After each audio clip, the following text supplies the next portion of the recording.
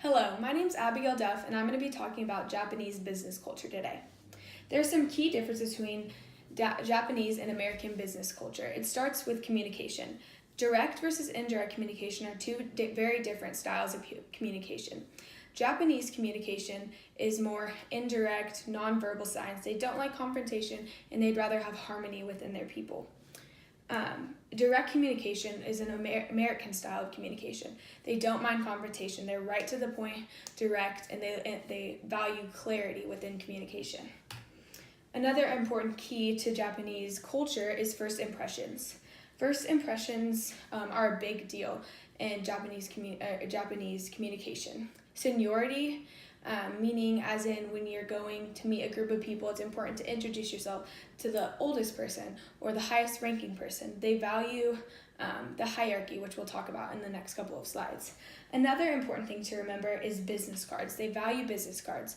When giving or receiving business cards, it's important to take or give with two hands. And when you're receiving a business card, it's important to look at it, not just take it and put it in your pocket, but it's important to look at it and study it, value it, because that's them giving themselves on a piece of paper to you.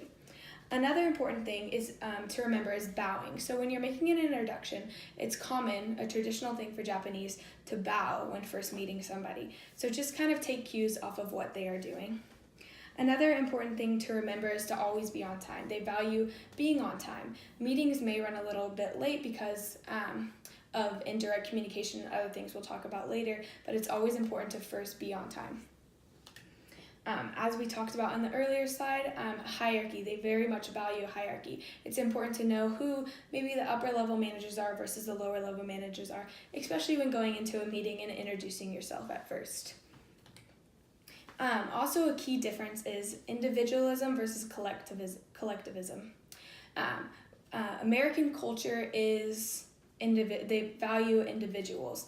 Individuals want to take steps forwards by themselves. They don't mind moving from company to company and maybe value their own pride and their own accomplishments more than maybe their group accomplishments. In Japanese business, however, they value group decisions, consensus. They value other people's opinions. They really value the knowledge of other people and not just one person.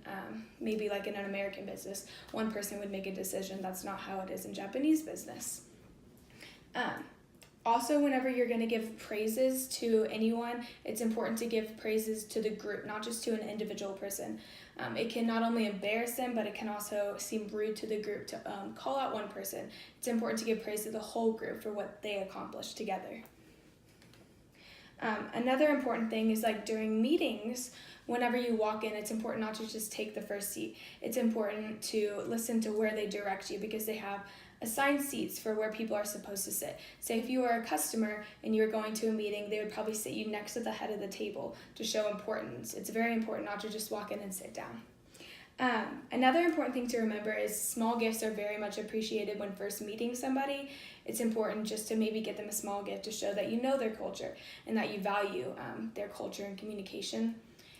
It's also important to be careful whenever you're getting these gifts because they do have a lot of superstitions. Certain colors and numbers are considered bad to them, so it's important to do some research before getting that gift. Another important thing to remember is the similarity. Actually, they do value emails, and they do use emails a lot in business. Just like in American culture, we always use emails. It's important to remember that that's okay to use just to be more clear and use simple English or simple language whenever you're doing those. Communication in general is very important in business, so it's very important to know the differences. It's very important whenever you're emailing or talking in person to avoid jargon or jokes because the communication barrier is a little bit difficult to get around. It's important just to use simple, plain language. Another important thing is to speak slower. In presentations, especially whenever you're giving or speaking in front of a group, it's important to speak slow so they can understand, make pauses, so if they have any questions or they have any confusion that they can express that. Another important thing is to paraphrase whatever the other person is saying, just to make sure that they understand that you're getting the message clear and that you're getting it more clear. Like I said earlier, they do use an indirect version of communication, so it's very important to clarify what they're saying to make sure that they have gotten it all out. Another important thing to remember is to ask questions at the end of any meeting or end of any confrontation or anything. It's important to always ask questions for clarification when communicating with any culture, especially Japanese culture.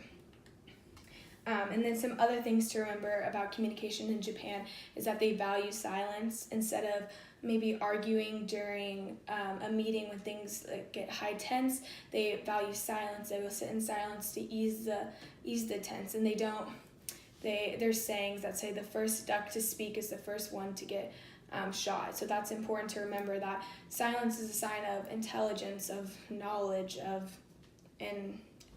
it's just important to remember.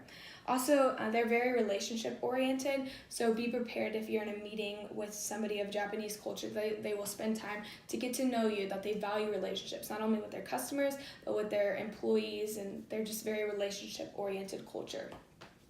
Another important thing to remember is that they don't use the word no. A lot of the times they'll be in a meeting and they'll be like, yes, yes, but they actually mean no.